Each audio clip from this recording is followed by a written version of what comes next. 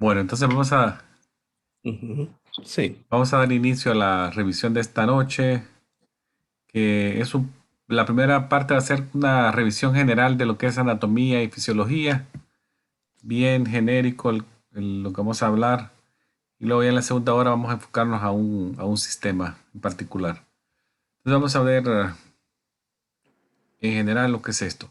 Entonces, preguntas del asistente médico al asistente médico en el examen son básicas, entendimiento básico de lo que es la anatomía y fisiología de las partes del cuerpo y algunas funciones de los sistemas. Entonces, vamos a hacer un delineado acá de los conceptos que ustedes deben entender para el examen. Y luego hay información adicional que se puede leer para estar también preparado, pero esto es una cobertura bien general en base a lo que el examen les pide en la guía de estudio. Vamos a revisar entonces la parte anatómica. Como ustedes pueden ver acá, yo les puse un esqueleto completo de cabeza a pies. Entonces le di énfasis a la parte media, que es lo que se conoce como axial o eje. Entonces el eje comprende la parte media del cuerpo, que sería una línea, como si cortáramos en una línea sagital acá, de la cabeza hasta la parte de la pelvis. Entonces ese eje es el eje axial del cuerpo y es en esa zona donde se ubican las áreas que protegen a los órganos que tenemos. Entonces esas áreas se llaman cavidades. Son áreas que protegen órganos internos y al mismo tiempo permiten que estos órganos crezcan, ya que a medida del niño, adolescente, adulto, el espacio va a aumentar porque el órgano también crece con la persona. Entonces, caso contrario, el órgano no podría ejercer su función como tal. Entonces, las cavidades se ubican en la parte anterior o frente y en la parte posterior o atrás. Entonces, las de atrás se llaman dorsales y las de adelante se llaman ventrales. Entonces, si podemos ver acá, las cavidades que están atrás se denominan cavidades corporales dorsales. Entonces hay dos bien importantes acá. Una es la parte acá superior, que es la parte del cráneo, que se llama cavidad craneal, y luego tenemos la cavidad vertebral o espinal. Cada una de estas aloja un órgano que lo protege. Luego en la cavidad craneal tenemos lo que es el cerebro, y la cavidad vertebral o espinal protege a la médula. Entonces, si ustedes ven acá es la transición de lo que es la parte del cráneo a la parte de la médula. Estas son las dos cavidades de atrás, craneales y espinales. Luego en la parte anterior o frente, aquí es un poquito más, si ustedes ven, es más dividido los espacios de cavidades.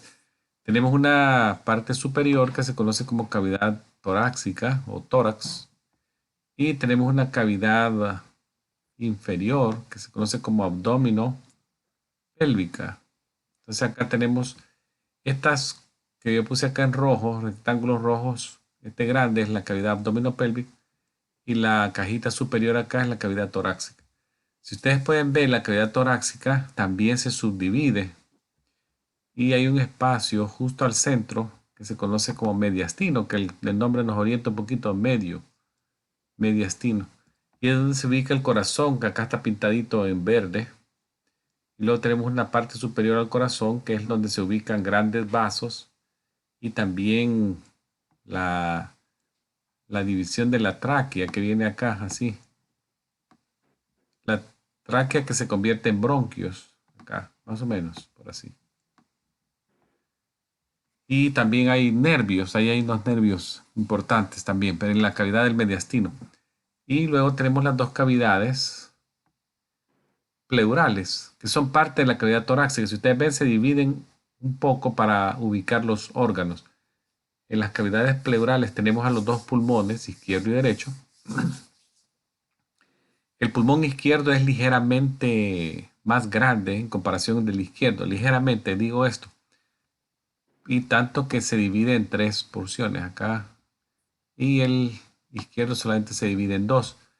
El izquierdo, recuérdense que tiene que darle un poco de espacio para que el corazón se desplace un poco hacia el lado izquierdo.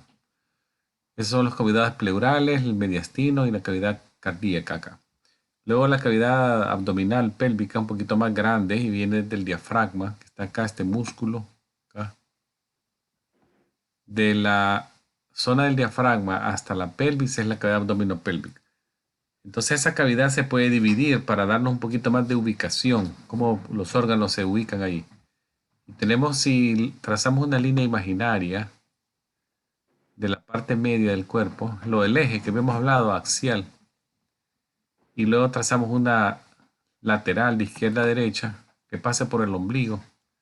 Entonces nos divide la cavidad abdominopélvica en cuadrantes, que sería más o menos el 25% cada una. Un cuadrante. Entonces tenemos cuadrantes superiores y tenemos cuadrantes inferiores. Entonces, superiores, izquierdo, derecho. Acá recuérdense que este es el derecho y este es el izquierdo. Y luego tenemos también los cuadrantes inferiores, derechos e izquierdos. Entonces, esto nos ubican órganos. Por ejemplo, en el cuadrante superior derecho tenemos gran parte del hígado, tenemos la vesícula, una parte del estómago, una porción del duodeno, el colon transverso, una parte. Entonces nos ubica bastante cómo están los órganos. Estos son los cuadrantes. Ahora, si queremos ser un poquito más específicos, podemos dividirlo aún más en segmentos. Entonces acá utilizamos nuevamente líneas imaginarias, acá en la línea clavicular media, todo para abajo, izquierda y derecha. El reborde de las costillas también podemos utilizarlo como referencia, de izquierda a derecha. Y la borde también, el reborde acá de la espina ilíaca, un poquito por arriba de la espina ilíaca, acá en la zona un poquito más baja del ombligo. Y aquí nos dividimos, la cavidad abdominopélvica aquí se divide en 9 segmentos. Entonces cada uno tiene una zona que determina qué órganos están comprendidos ahí. Entonces, si ustedes ven, por ejemplo, vámonos a la parte superior acá. Dice región o segmento hipocondríaco o subcostal, izquierdo y derecho. Estos están justo abajo de las costillas. Si ustedes se tocan el reborde de la costilla inferior, ahí es la región hipocondríaca o subcostal derecha e izquierda. Luego la región epigástrica es una región superior media que está en la zona ahí del estómago y entre las dos por segmentos subcostales. Luego tenemos las regiones lumbares, izquierda y derecha, acá una y está la otra. Estas son también segmentos medios que están más o menos a la altura de las vértebras lumbares. Luego tenemos la región umbilical, esta acá, que está entre las dos regiones lumbares y ahí encontramos el ombligo, la región umbilical. Luego las regiones inferiores son las regiones ilíacas, que son los segmentos más inferiores laterales. Y la región hipogástrica acá, que es la región que está entre las dos regiones ilíacas. Entonces, si ustedes ven, ahí está las 9 secciones y ya nos delimitan un espacio más refinado, más exacto. Por ejemplo, acá, si dijéramos la apéndice, acá podría estar en esta zona de por aquí. Entonces ya podemos decir, la apéndice se encuentra en la región ilíaca derecha. La región de los uréteres que vienen bajando aquí del riñón. Pero vamos a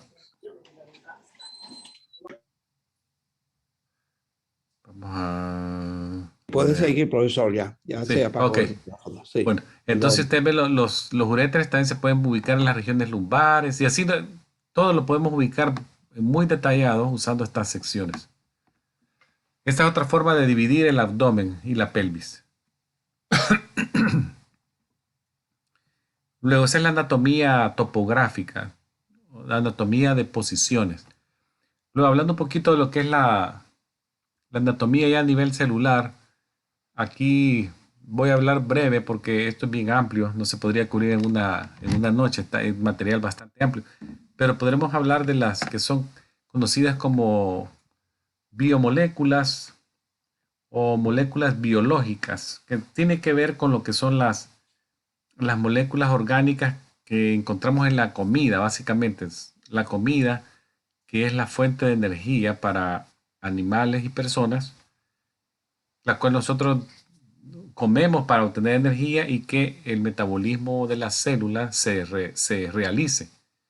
Y no solamente el metabolismo celular, sino que construir nuevos sustratos para tejidos y también nos sirve para hacer acción, como puede ser movimiento del cuerpo, respiración, todo eso. Entonces son estas moléculas que se conocen como moléculas biológicas y que son grandes. Por eso se les llama también macromoléculas, son grandes. Casi todas de ellas vienen, vienen compuestas de varias uniones de moléculas simples. Entonces tenemos las proteínas, que la proteína, si la pudiéramos hacer así por unidades, encontraríamos lo que se llaman los aminoácidos. Aminoácidos. Luego tenemos los carbohidratos, que son también complejos, pero podemos hacerlos simples. Y ahí un ejemplo bien clásico es la glucosa, un azúcar, un carbohidrato, glucosa. Luego los lípidos, que son grasas, también vienen en porciones complejas, pero también se pueden desdoblar en varias porciones. Por ejemplo, se pueden hacer ácidos grasos, por decirle algo, ácidos grasos. También se puede encontrar en forma de triglicéridos, en forma de fosfolípidos, viene en varias porciones. Y el ácido nucleico acá, este viene más que todo para hacer ADN y RNA. Son las dos. Básicamente es material genético, donde se usa el ácido nucleico para hacer partes del material, de los materiales genéticos en los núcleos de las células. Entonces eso es lo que básicamente comemos y se desglosa en varias porciones. Acá les muestro nuevamente las azúcares. El azúcar la necesitamos para energía de uso inmediato, pero también cualquiera de estos nutrientes que no se ocupen se almacenan y se almacenan muchos en formas de grasas. Entonces ahí donde a veces hay que tener un balance entre lo que yo gasto y lo que yo me como. Porque caso contrario, si yo como mucho, significa que si no se usa, el lugar donde se va a ir es para acá.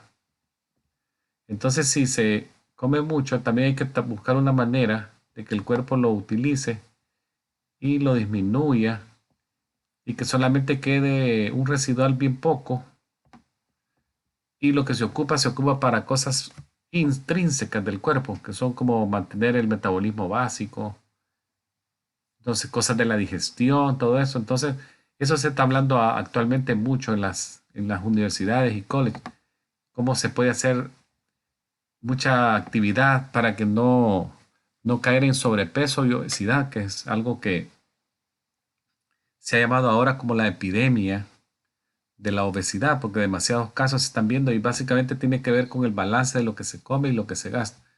Y estas cosas que ustedes ven acá es lo que uno no le pone atención a veces. Luego tenemos los lípidos que se almacenan también como grasas, pero es una fuente de energía bien densa, porque cada unidad de grasa nos puede dar 9 calorías. Un gramo de grasa nos da 9 calorías, mientras que uno de carbohidratos y proteínas nos da solamente 4, o sea, es más denso, tiene más energía. Ahora, veamos que las células también nos sirven para hacer el cuerpo y hacer estructuras bien complejas. Y acá vamos a ver que es una estructura muy pequeña, microscópica, no la podemos ver con el ojo, sino que necesitamos microscopio. Sin embargo, a pesar de ser tan pequeña, es muy compleja y ha sido reconocida como la unidad básica de la vida, porque tiene muchas características que hacen a la perfección una célula viva, que se reproduce, tiene control de su mecanismo interno, todo eso. Entonces, vamos a ver que todos los organismos que vemos están compuestos de células. Entonces, la teoría de la célula. La teoría de la célula dice que toda célula viene de una célula anterior. O sea, no hay una forma espontánea de que aparezca algo de la nada, así por magia, sino que tiene que haber una célula anterior a ella. Acá les muestro una célula así bien genérica. Algunas partes importantes de la célula, para hacer un poquito de memoria, sé que algunos de ustedes se van a recordar muy bien esto. Por ejemplo, la membrana celular que está acá, es lo que rodea todo el perímetro y protege lo que está dentro de lo que está afuera, la membrana celular. Y está formado por grasa, fosfolípidos. Luego tenemos el citoplasma, que es lo que está adentro, acá. El citoplasma es la parte líquida y todo lo que está ahí. Por ejemplo, estos que se llaman organelos, que son estructuras bien específicas de la célula que le hacen alguna función. Ese es el citoplasma. Luego tenemos los organelos, que son todos estos que ven acá, de color azul, naranjado, morado, verde. Todos son los organelos. Luego tenemos los ribosomas, que están acá bien pequeñitos ellos, pero son los que hacen las proteínas. Pero ellos hacen la proteína porque una información del núcleo le dice que la haga. Caso contrario, no lo van a hacer. O sea, es una acción dirigida. La célula le manda un mensaje al ribosoma a través de un RN mensajero y ahí se forma una proteína. O sea, son bien importantes. Sin ribosomas no hay proteínas. Luego tenemos las mitocondrias, que son estas estructuras acá, que son las que producen la energía que se usa localmente en la célula. Luego tenemos estas áreas también aquí, endoplasma, retículo endoplásmico, que también tienen que ver con la producción de proteínas, el aparato de Golgi que está acá. Este tiene que ver con lo que es la modificación y preparación de proteínas que se van a mandar al exterior. Muchas proteínas se usan locales, pero otras no, se mandan en lo que se llaman vesículas hacia afuera, se van a ocupar en otro sitio. Es como una forma de empacar y de mandar. Luego, este chiquitito acá se llama lisosoma. Este es como el sistema digestivo de la célula, tiene enzimas digestivas y digiere todo. Y luego está el núcleo, que es lo que está acá, que es el cerebro de la célula donde se almacena el DNA. Si ustedes ven, las células son bien complejas, a pesar de que son bien microscópicas, son bien complejas. Y de ellas pueden salir muchos tipos de células. En este caso acá, que ustedes ven, es una célula, se llama pluripotencial porque es una célula madre, que de ellas pueden salir muchas células, pero la célula madre se tiene que diversificar, especializar en otro tipo. Entonces, le pongo este ejemplo acá para que vean que, por ejemplo, los tejidos básicos del cuerpo, que son 4, los básicos. Está el músculo, el tejido nervioso, el tejido epitelial y el tejido conectivo, que son los 4 básicos. Vienen de una misma tipo de célula madre, pero que se especializó y nos puede dar muchas líneas más. Ahora, ¿qué pasa cuando las células se agrupan ya para trabajar juntas? Ahí se forman tejidos. Células que tienen misma función se llaman tejidos. Entonces ahí lo que les acabo de decir, los tejidos básicos corporales son estos 4. Acá, epitelio, conectivo, músculo y nervioso. Ya cuando los tejidos se agrupan, ya se forma un órgano, que es más complejo. Entonces un órgano puede tener 3, 4 tejidos, pero tiene que tener más de 2. No puede haber un órgano de un tejido, sino que 2 o más. Entonces los órganos ya se agrupan por sistemas dependiendo de lo que hagan ellos. Si están relacionados, por ejemplo, con el intercambio de gases, ya se pone en el sistema respiratorio. Ahí tenemos la tráquea, la laringe, faringe, bronquios, pulmones, todo esto. Ya se van agrupando por sistemas. Ya esta es una forma más compleja. Tenemos 11 sistemas en el cuerpo humano. Acá. Ya los vamos a ver, ahorita los vamos a ver. Para solo mencionarlos, porque también cada uno de ellos es una clase. Pero para hacer un poquito de memoria de qué se trata. Por ejemplo, el sistema, voy a empezar de izquierda a derecha, donde está el tejido, el sistema integumentario. Este es básicamente piel, cabello, uñas. Y es una forma de protegernos. La piel nos protege, pero también nos produce vitamina D, nos ayuda a retener agua, nos regula la temperatura del cuerpo. O sea, es bien necesario. El sistema esquelético casi siempre lo agrupamos con el muscular acá. Entonces algunos lo dicen sistema músculo esquelético, lo ponen juntos porque casi siempre uno sin el otro tampoco nos funciona. Para mover necesitamos de huesos y el hueso también necesita el músculo. Entonces casi siempre están apareados los dos. El músculo más que todo es movimiento, pero también nos genera calor. Los huesos nos generan la posición, la forma de nuestro cuerpo. Está dado por el hueso. También almacena algún tipo de sales, fosfatos, calcio. Luego tenemos el sistema nervioso, que es el que regula la actividad general del cuerpo. Y los sentidos, ¿verdad? Ahí están los sentidos de la vista, tacto, gusto, oído. Todo eso es del sistema nervioso.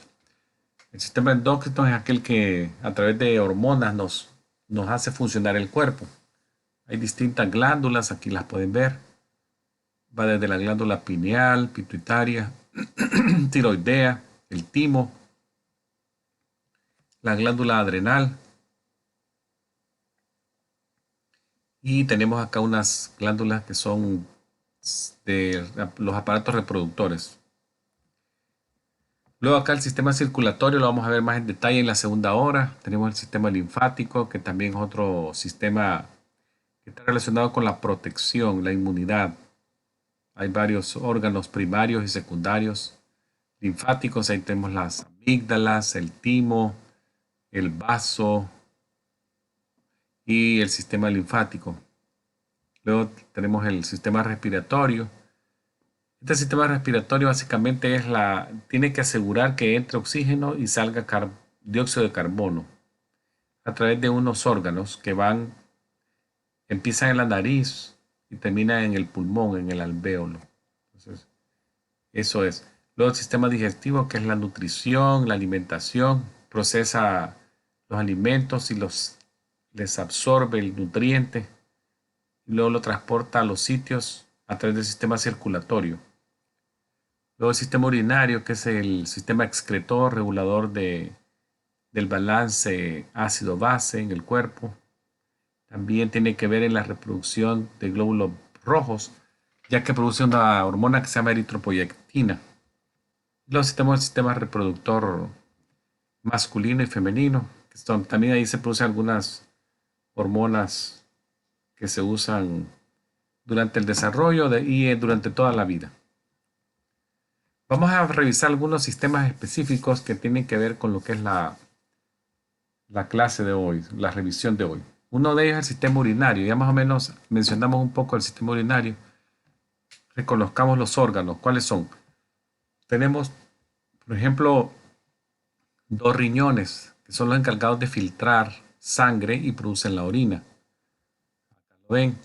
Tienen una parte superior acá que es básicamente es una glándula. Se conoce como la glándula suprarrenal. Está por arriba. Ahí se producen algunas hormonas.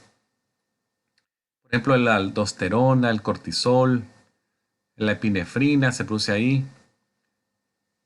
Luego tenemos otro órgano del sistema urinario que son los uréteres, que son estas mangueras que se ven acá, mangueritas de color amarillo en este diagrama. Básicamente la uretra solamente lo que hace es bajar la orina del riñón a la vejiga. Muchas veces se ve involucrado en situaciones dolorosas cuando, por ejemplo, algún cálculo se enclava ahí, da mucho dolor. Algunas personas lo logran pasar, otros necesitan que se los extraigan por medios quirúrgicos. Entonces es una zona que es olvidada hasta que da síntomas, que son dolores y muy fuertes. Luego tenemos la vejiga urinaria que está acá, que es realmente acá este es un reservorio de orina. Solamente mantiene la orina antes de que se evacúe ya al exterior. Puede recibir bastante orina dependiendo de la capacidad. Se estira, se puede estirar. Ya cuando los sensores nerviosos ya detectan una cantidad o un volumen que ya debe sacarse, ya da la sensación de orinar. Pero muchas personas tienen una capacidad urinaria bastante grande. Luego tenemos la uretra, que es la zona acá donde se saca la orina de la vejiga al exterior. Tienen unos esfínteres o unos anillos musculares que detienen la orina de manera voluntaria si uno lo quisiera. Y si alguien ya no aguanta, entonces ni modo. Pero casi siempre esos esfínteres, hay uno que es voluntario, el otro es involuntario. Ayuda mucho en la retención de la orina. Luego veamos la zona del riñón donde se produce la orina. Es una zona bien microscópica. Cada riñón tiene aproximadamente 3 millones de nefrones. Y los nefrones son una zona bien microscópica. Como les digo, no se puede ver con el ojo humano. Es bien pequeñísimo, pero ahí hay unos capilares que pueden ser del grosor de un cabello, que filtran sangre a mucha presión y ahí se forma un superfiltrado de plasma, que es la orina. Ya luego la orina se va pasando por microgotas en estos colectores y ya se pasa acá y ya imagínense 3 millones de nefrones filtrando orina y hacen una cantidad bastante grande pues por minuto que ya va bajando por estos uréteres hasta que llegan a la vejiga. Entonces es bien importante el riñón para todas las funciones que hemos dicho excretoras. También se produce una hormona, la eritropoyetina, que es una hormona que nos ayuda a producir glóbulos rojos cuando los niveles de oxígeno bajan. Entonces, cuando los niveles de oxígeno bajan, la eritropoyetina aumenta su secreción y produce más glóbulos rojos. Esto a veces es eh, peligroso, por ejemplo, cuando alguien va a una de estas expediciones a grandes alturas, al Everest, por ejemplo, el cuerpo responde a esas elevaciones aclimatándose, produciendo más glóbulos rojos, pero también si hay muchos glóbulos rojos, la sangre se espesa y puede provocar coágulos. Entonces ahí por eso la gente se aclimata durante meses. Lo hace todo bien despacio para que no sea brusco el cambio. Hay situaciones a veces que no se pueden controlar, como esta que están viendo en la fotografía, que es una hemodiálisis. Son pacientes con fallas crónicas renales, en donde el riñón de manera lenta va perdiendo su función de producir orina básicamente y excretar material de desecho que tiene que salir. Muchas personas se ven amarradas a estas máquinas por años hasta que logran conseguir un donante de un órgano, que muchas veces puede llevarles hasta 10 años. Eso es largo eso. Eso son fallas difíciles. Ahora, este órgano que ven acá es el órgano de la piel, que es parte del sistema integumentario.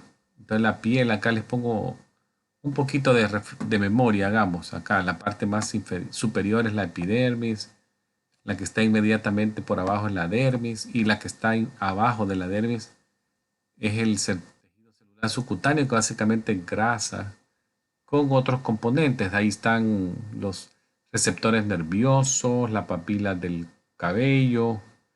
También se encuentran las glándulas de sudor, glándulas de grasa. Hay varias cosas acá. O sea, esta zona de la dermis es bien llena de capilares sanguíneos. Está por ahí también.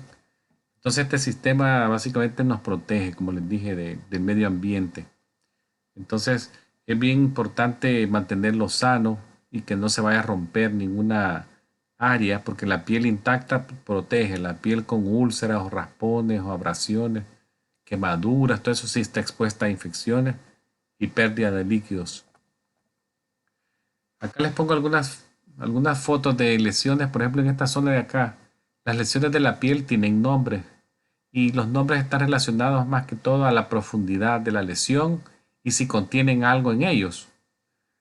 Por ejemplo, acá les muestro, una zona plana con cambio de coloración, eso se llama una mácula. Y así usted va viendo los nombres acá. Ya se alcanza a otra profundidad, pero es menos de 0.5, es pápula, luego vienen los nódulos, ya tumor es una masa sólida que puede ser más grande de 1 centímetro, y así van los nombres, ustedes los van leyendo. Bula, cuando ya es como una ampolla mayor de 0.5 que tiene un líquido adentro, ya le dicen bula. Si tiene pústula, y así van cambiando los nombres dependiendo del material que tienen en su interior. Úlceras, pérdida de la continuidad de la piel. Ahí van a haber úlceras de tipo traumáticas, úlceras de tipo por quemadura, úlceras varicosas, úlceras por presión en personas que tienen que estar sentados largos periodos, como puede ser una persona que pase sola en la cama sin que la muevan. Lastimosamente hay personas que no las cuidan bien y no las mueven, entonces empiezan a hacer úlceras por presión, porque pasan sentados o acostados en la misma posición hasta más de 2, 4 horas. Y eso produce una úlcera que destruye la piel, pues porque la piel queda sin circulación. Eso es básicamente lo que sucede. Circulación cero en la zona de la presión. Luego tenemos otras lesiones, como ven acá, que por ejemplo acá la conjuntiva del ojo se vuelve amarilla, es una ictericia. En inglés es jaundice, asociada a bilirrubina aumentada. Estas lesiones azulosas en los dedos o también se ven en los labios, se llama cianosis, que es una coloración como azul, más que todo es por deprivación de oxígeno. Se ve mucho en los labios en niños que tienen algún problema cardíaco, niños pequeños, recién nacidos. También se puede ver como una reacción ya en adultos, acá como se llama vasculitis, que los vasos se aprietan, se inflaman. Son algunas lesiones. Quemaduras también son otro tipo de lesión que están relacionadas al sistema integumentario. Van desde la quemadura simple por un sol, una exposición al sol sin protección, hasta una exposición más prolongada que podría ser ya con presencia de blisters o ampollas. Y luego tenemos lesiones ya más graves que son por quemaduras químicas, eléctricas, por congelamiento, por calor extremo, que son ya electricidad también, puede provocar una quemada profunda. Eso es quemadura grado 4. Luego hablamos un poquito de lo que es el sistema óseo y muscular. Vamos a empezar por el óseo rápidamente. Ya habíamos hablado del eje del cuerpo, la línea media axial, y lo que está agregado a ello se llama apéndice. Acá vemos una clasificación de los huesos por la forma. Entonces los huesos ahí se clasifican. En el cuerpo los huesos se clasifican de 5 nombres, no más. Uno es de huesos largos, como ven acá, que son aquellos huesos que son más largos que anchos. Ahí están los huesos del brazo, de la pierna, del muslo, el fémur, la tibia, la ulna, acá el radio, el húmero, son largos. Luego los huesos cortos acá son los que son más anchos que largos. Y estos son bien específicos. Tenemos, por ejemplo, los de la muñeca, y estos serían los de la muñeca. Y acá tenemos también los del tobillo.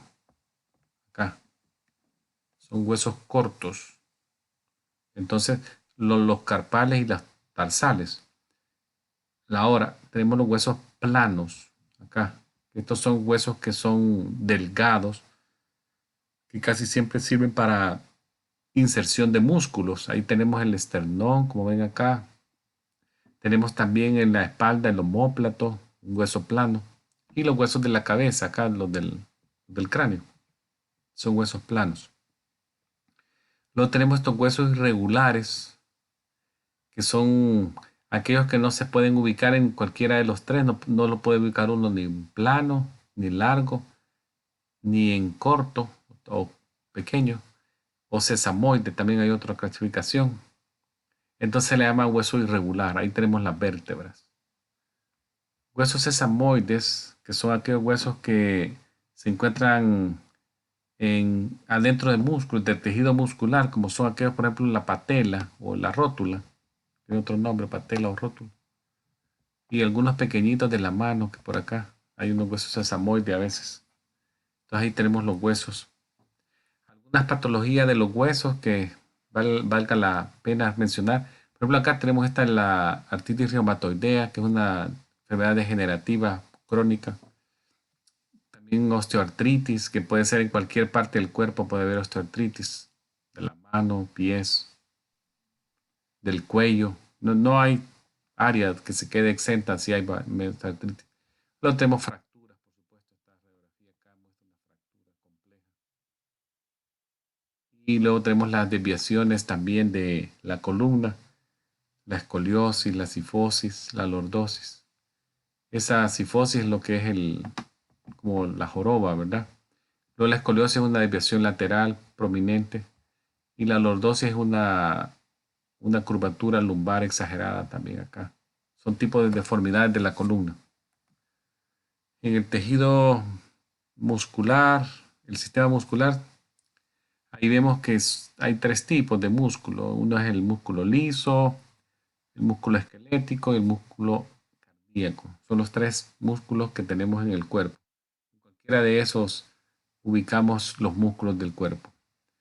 El, el músculo liso es involuntario, más que todo son órganos internos, vasos de sangre, arterias o venas, están acá.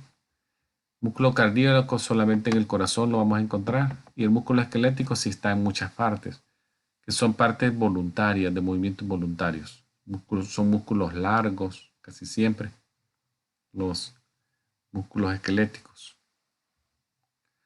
Acá vemos unos movimientos, acciones de los músculos al hacer movimientos. Y acá tenemos, por ejemplo, muchos músculos generan flexión o extensión en muchas partes del cuerpo. En algunas otras vamos a ver ya otras acciones como son la abducción, aducción. Por ejemplo, en esta que tenemos acá arriba, la izquierda superior, donde tengo el puntito rojo, que vemos la posición de la pierna en posición recta. Cuando se disminuye el ángulo, es que se llama flexión. Entonces, flexión es doblar una parte del cuerpo con decremento del ángulo de la articulación o disminución. Acá tenemos flexión de la rodilla. Luego tenemos también flexión de los brazos, extensiones. Es cuando se incrementa el ángulo de la... Por ejemplo, si regreso de esta flexión para abajo, ya es una extensión. Tenemos extensión de varias partes, del cuello, del tronco, acá, de la cadera, tronco, hacia adelante, hacia atrás, flexión y extensión. Luego tenemos los movimientos de rotación en su mismo eje del cuello, movimientos de rotación. También puede haber movimientos de rotación en lo que es el miembro inferior, lo que es la parte de la cabeza femoral, rotación interna y medial, o lateral, perdón. Luego tenemos los movimientos de separación de los brazos de la línea media, que hacia arriba sería abducción, separación, y acercamiento sería la aducción. Son movimientos de la acción de los músculos. Luego tenemos acá, como pueden ver, por ejemplo, en este caso a la derecha acá, lo que se llama la dorsiflexión, que es cuando el dedo 1, el dedo gordo del pie, apunta hacia arriba. Cuando, digamos, alguien camina en el talón, caminando en sus talones, el dedo hacia arriba, entonces es una dorsiflexión. Luego la flexión plantar es lo opuesto. Cuando la punta del pie va hacia abajo, por ejemplo, cuando las balletistas caminan sobre las puntitas, están haciendo una flexión plantar. Esto lo ocupan mucho los neurólogos para ver acciones, por ejemplo, del nervio ciático y algunas ramas del ciático que tienen que ver con la acción de estos movimientos. Luego tenemos la inversión, los movimientos de la mano, supinación, y pronación. Supinación es básicamente voltear la palma de la mano hacia arriba, hacia acá. Y la pronación es la palma de la mano hacia abajo. Pronación y supinación de la mano. Y acá están los movimientos también de retracción, movimiento de una parte del cuerpo hacia atrás, protracción, movimiento de una parte del cuerpo hacia adelante. Y acá están todos los movimientos asociados a la acción de músculos. Entonces, sirve muchas veces para evaluar función nerviosa y qué tan funcional está un nervio. Si uno conoce para esto hay que conocer también bastante anatomía, porque si no, no solamente es decir a alguien que mueva la boca para adelante. Si se va a hacer un análisis neurológico, hay que conocer muy bien la inervación de ese músculo. Algunas patologías que están asociadas a los músculos, por ejemplo, tenemos fibromialgias, que son hasta 10 puntos de dolor en el cuerpo. Hay personas que les duele todo. Donde uno les toca, les duele. El cuello le duele, la espalda le duele, el hombro le duele, el codo le duele. Son puntos de presión. Si existen más como de 8 o 10, ya se cataloga como una fibromialgia. Hay tratamiento para todo esto, por supuesto. La distrofia muscular sí es una condición bien degenerativa, que tiene avance rápido y está asociado a una herencia de la enfermedad. No es así que llegue por que alguien se la pasaron o algo, sino un desorden de herencia. Luego tenemos la miastenia gravis, que es una enfermedad autoinmune donde el mismo cuerpo produce algún tipo de anticuerpos para atacar las células propias. Más que todo aquí en la parte es lo que es la parte muscular. Ahora, hablando un poquito del sistema nervioso, vamos a ver que esto que ven acá a la derecha, que yo le he puesto esta rayita de color rojo, básicamente es la unidad más sencilla. Si la viéramos desde el punto de vista individual, que es la neurona. Pero los nervios son cientos, miles de neuronas. Entonces, ellas trabajan en conjunto con otras neuronas. Entonces, el estímulo de una neurona le llega por acá, por esta zona, que se llama dendritas. Entonces, el estímulo llega por acá, pasa por el cuerpo y se transmite a través del axón. Acá. Y continúa su camino hacia la médula espinal y hacia el cerebro. Hay neuronas que son largas, pero casi siempre tienen como relevos. Hay diferentes tipos de neuronas. Se van relevando y todos se van pasando el estímulo. Pero eso es una neurona bien clásica, así que tiene las partes. Tenemos las dendritas, el cuerpo y el axón. Entonces el sistema nervioso acá lo ven, consta del cerebro, la médula que habíamos hablado. ¿Se recuerdan de las cavidades? Dijimos dorsales, tienen la cavidad craneal y la cavidad espinal. Todo lo que está por afuera del sistema nervioso central se conoce como sistema nervioso periférico, y ahí es donde están los nervios, que las personas a veces se lesionan por trabajo o por accidentes. Algunas enfermedades del sistema nervioso, hay muchas, pero esta que les pongo acá, por ejemplo, la de Alzheimer, es una enfermedad progresiva, degenerativa del cerebro, que se ve mucho actualmente. Se ha visto por años, la verdad que se ha visto por mucho tiempo. Una enfermedad que tiene un deterioro progresivo de la memoria, del razonamiento, del pensamiento abstracto. La persona empieza a perder contacto con sus seres queridos, ya no los reconoce, y el deterioro pasa de la mente al cuerpo. Entonces las personas sí se van deteriorando. Es una enfermedad de consumo, va perdiendo peso y así. Y básicamente está relacionado a un deterioro de las masas acá, de las grises. Hay masas grises y blancas más que todo son como un consumo de la neurona, destrucción de la neurona por la presencia de unas sustancias, ya a nivel celular, unas sustancias que se llaman como neuroplacas, que son las que acá se ven, neuroplacas, que se van como consumiendo las neuronas sanas y el tejido disminuye y se vuelve un cerebro bien pequeñito, así como acá lo ven sano, acá lo ven como un Alzheimer. se consume casi a un tercio de su tamaño. O sea, ya la cavidad craneana le queda grande. En las resonancias se ven bien clásicas las imágenes del Alzheimer. Acá hay otras, por ejemplo, este señor que se le ve acá, que es una conocida como parálisis de Bell. Es una parálisis, esta es transitoria, casi siempre resuelve. Se le conoce como una parálisis facial. Esta que están acá. Entonces, lo curioso de esto es que si ustedes trazaran una línea acá, así, van a ver que la zona que se ve como que no la están galando, esta es la zona enferma. Y esta que tiene la desviación es la zona sana.